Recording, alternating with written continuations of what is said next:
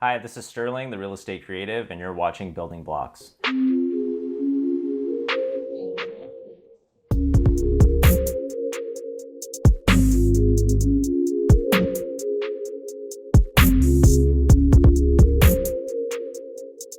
So today's topic has to do with buyer closing costs, which is an amount that a lot of buyers, when they're trying to figure out whether they can purchase a home or considering purchasing a home, it kind of goes over their head. They don't think about it initially.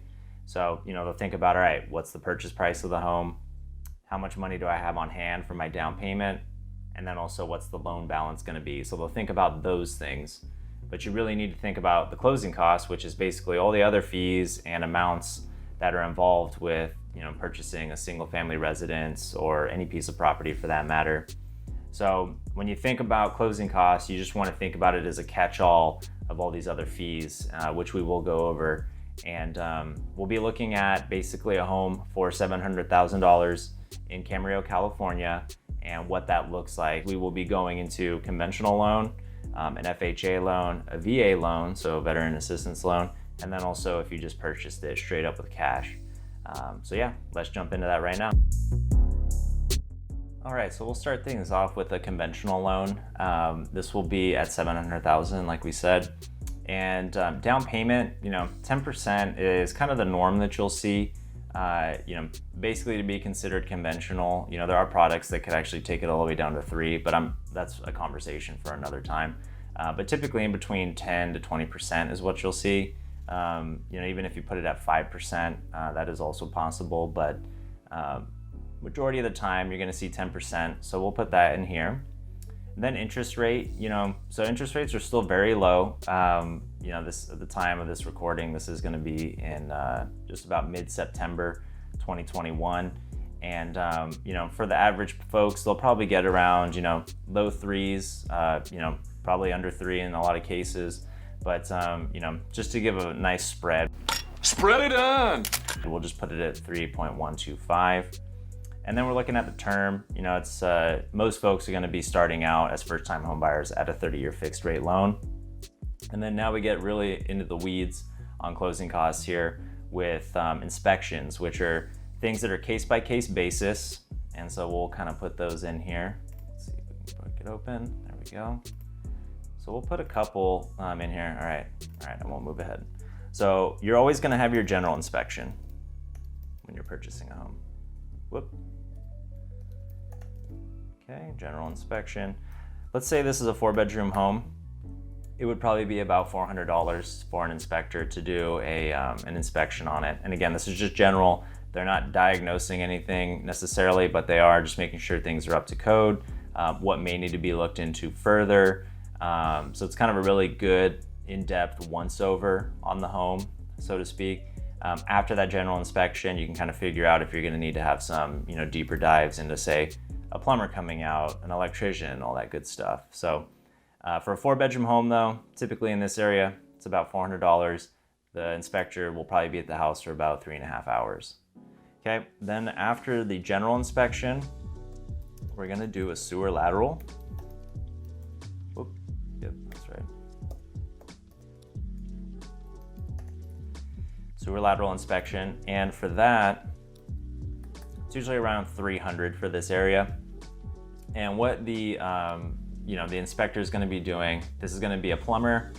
I like to use a guy that he's not actually one that does work on sewer laterals, so therefore he's very unbiased, has a very clean report. And what they do is they send a camera down the sewer lateral, which is basically the connection point in between the main sewer line and the home. So he'll send a camera down there and check to see if there's any defects, if there's roots growing in it. All kinds of things can happen to a sewer lateral, oddly. So long, sucker! But they'll do that inspection, and for this area, yeah, it's typically around $300. If you're getting a septic tank inspected, so that means you're not hooked up to any sewer system, to the city at least, it would just be kind of your own that's on your lot, buried deep in the ground. Those typically will cost you anywhere from $700 to $900, and that is because when they do a septic inspection, they have to pump it at the same time, and they have to test the system by pushing water into it, basically filling it up and seeing how it drains. So that'll be a different cost. For argument's sake here, we're just gonna put it at $300 because that's generally what a first-time home buyer is doing, is purchasing in an area of Camarillo that does have a connection to the sewer system. All right, then after that, it's very rare, but you may have to have a termite inspection done. So a termite report costs you typically $75 around here. There are some termite companies that will do it for nothing, obviously in the hopes that they'll gain your business, but I like to use a reputable company, so typically they're about $75 to do it. And a seller will typically already have this report on the property, but let's just say they don't have it. And then let's do some incidentals here. So we will do a, let's say you had to have a plumber come out. Plumber, and we'll call it a service fee rather than an inspection fee, because they'll come out and they'll check something. They don't necessarily have like a formalized report, but they can see, if there was an issue on the general inspection, they'll see, all right, so this is what was noted here. I'll look into it further, and then I'm going to give you a quote for what that would take to fix. So basically, that quote is just them coming out, figuring out what needs to be done on the property. So we would call that a service fee in general if it, wasn't involved with a real estate transaction. All right, and those are going to be probably about what you would see normally. We're not subtracting anything from the closing costs. We'll leave that. Click done. Awesome, glad that that's been done. Hazard insurance, we'll leave that about 0.35 here for the cost. Taxes, so we need to adjust these because we are in Camarillo. I think that should add it. Let's see, I gotta add. Oh, actually, sorry, done. My bad, there we go, done. And I wanna do Camarillo, there we go. Struggle City, all right, let's go. Today, Junior? X out, there we go. So that's the Camarillo tax amount, is 1.232. Hey guys, so just editing this right now, and I'm not gonna use an HOA amount in here just because at this price point, it's very unlikely that you would have it. If you do, yes, those amounts will be prorated and considered. And then also for the escrow company, we're gonna use what Fidelity National Title has built in for their amounts, but it could be a number of companies and their prices could be lower, could be higher. So hopefully that clarifies things, but that's why we're not adjusting those. And now back to the action. And then closing date. So let's say we're getting close to October time.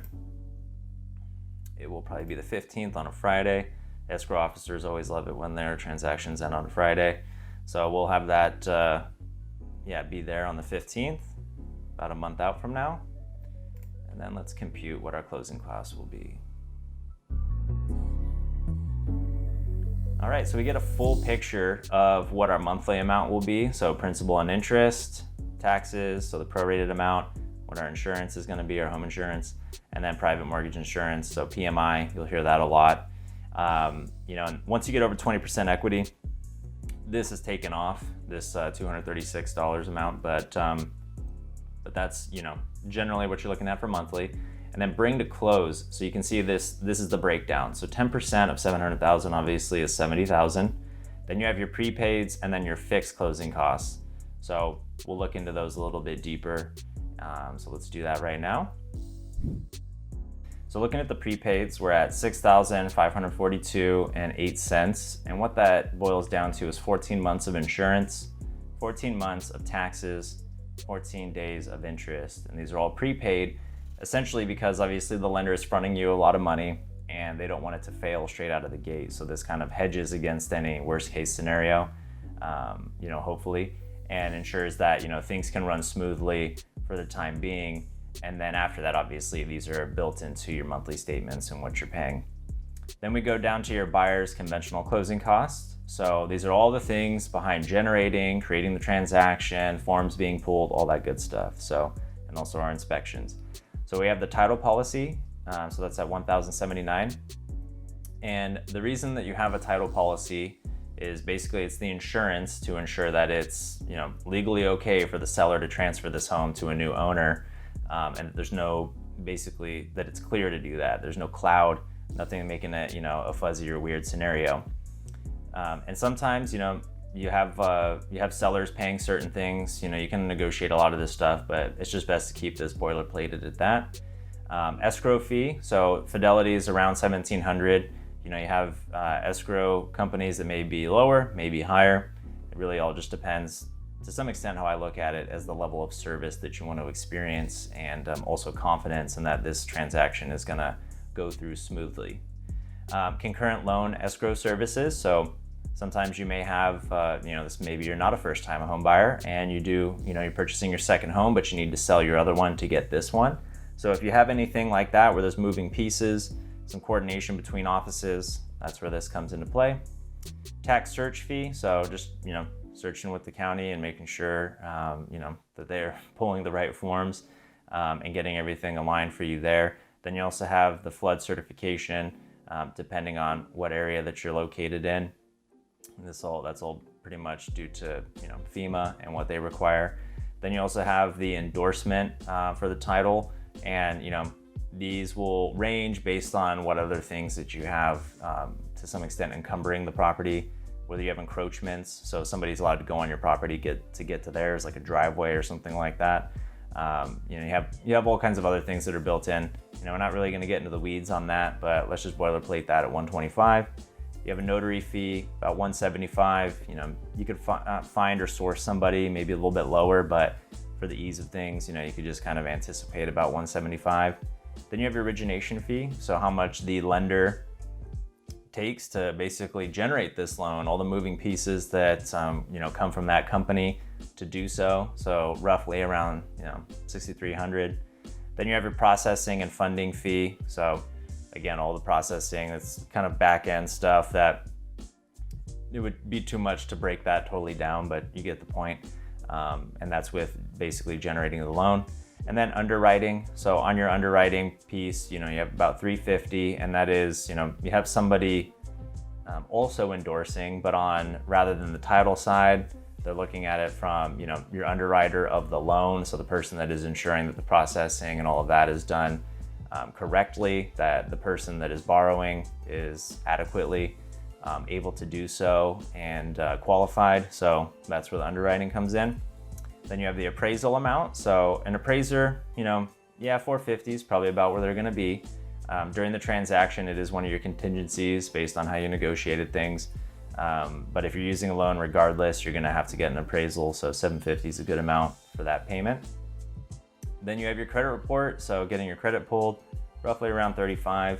This would be per person. So, depending on how many people are qualifying, this may be higher. And then your recording fee. So your recording fee with the county, just a lot of, paperwork being pushed basically at that point to get that done with the county. And then your miscellaneous at $850. And this would be our inspections. So we're looking at, our general inspection at $400, sewer lateral at $3. Then you have the $75 termite and the $75, service fee for a tradesperson to come out and check things out. So we're looking at right here at $12,109. So ultimately, our closing costs are going to be $18,651.08. And that's for a conventional loan. Now let's take a look at what it would look like for a FHA loan at 3.5% down. All right, so here we are looking at basically everything we went through before. We're not changing anything on closing cost items or any of that, but we are changing what the loan looks like. So we are dropping this down to 3.5% in terms of what you put down on the home. And obviously the loan product is a Federal Housing Authority loan. And so with that, how does that make your monthly and also your closing costs look? Well, you can see the monthly payment goes up. So we have $4,439.94 estimate. Principal and interest, taxes, insurance, and mortgage insurance premium. So these right here are a little bit higher than what we had on the last one with the conventional, and that's typical to see. And then so now we're looking at the breakdown of the loan. So $700,000, 3.5% down is $24,500, 30-year fixed rate. You can see the interest rate is a little bit higher, and that typically is the case, with an FHA purchase. Mortgage insurance, and then your total loan amount. All right, so now we'll move down to closing costs, what that looks like. So your fixed costs are around $12,579, prepaid costs $7,632.84 for a total of $20,211.84. So let's take a look at the breakdown of that. So your prepaid costs at $7,632.84, you know, not too much of a difference, but a little bit of a difference, about $1,000 worth, a little bit more than what we saw in a conventional loan. And then we're looking at the other closing costs, and they are to some extent about the same, but you know, origination is a little bit higher. Can't remember if the title policy is around this, but you know, roughly it's about the same. And you know, really what you're coming down to is prepaids and some of that stuff that's going to be a bit different, and obviously the overall look of the loan. But yeah, so that's what you're looking at for FHA at $700,000 is about $20,000 of closing costs that you need to have on hand. So between the two, I guess it'd be about $2,000 difference. And now let's take a look at a VA loan, so a veteran assistance loan. All right, so looking at the VA loan, we can see that the monthly payment is a little bit higher, $4,148.45. You know, that's your taxes, hazard insurance, and your principal and interest. So no PMI on that. It is a 0% down, you know, loan because of the Veteran Assistance Program. So that's where that portion is covered as well. And again, $700,000 purchase price, 30-year fixed rate.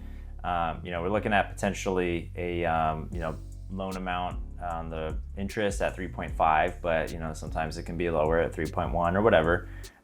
But this is generally, you know, what I've been seeing, so that's where I'll put it. Funding fee. So even though it's a 0% down, the VA, based on, you know, your service or all kinds of other conditions, you may not have an exemption for the funding fee. So with that, you know, I just put that in here just based on, you know, whether or not somebody has, you know, an exemption to it. Going worst case scenario, if they don't, you know, this should be expected. So then you have your total loan, which is actually over $700,000 in terms of what you need to consider there. And then your closing costs. So we're looking at your fixed closing costs, just a little bit over $11,000. Prepaid costs, getting close to $7,000 here. So total about $18,060.36. So that's what you would need to bring to close, and we'll get into the weeds on that. So we already know about your, you know, 14 months of insurance, 4 months of taxes, 15 days of interest. So all those prepaids kind of around the same, $6,770.36 like we've seen on the other ones. And then we go down to the buyer's VA closing costs, you know, with all of the other items, and it's around $11,290. So we really are kind of rounding out about the same for everything. I'm not going to get into the weeds on any of this stuff either because we've already gone through all of that as well. But it does total about to $11,290. So that is what we are looking at for a VA, $18,060.36. Okay, so now let's take a look at what it looks like if somebody purchased cash. All right, so looking at a cash deal, obviously it is a lot less complicated because it's just a massive lump sum amount that's being given. So purchase price, $700,000, total closing costs, $2,721 because we're taking out anything that has to do with a loan. All right, so basically your annual cost that you're gonna be receiving if you purchase something cash is just your insurances, and so basically your home insurance and your mortgage, or sorry, your taxes. So without a mortgage, you're just looking at $11,074 per year, essentially is what we'll see. You know, obviously if taxes don't change, things like that. So looking at the closing costs, just a real quick breakdown on a cash deal at $700,000 is $2,721 because of your escrow fee, so $1,750, recording fee $121 with the county, and then obviously our inspections. So that's where we get that number. And obviously it's low, but that's because we've put in a lot of work to purchase something at $700,000 cash.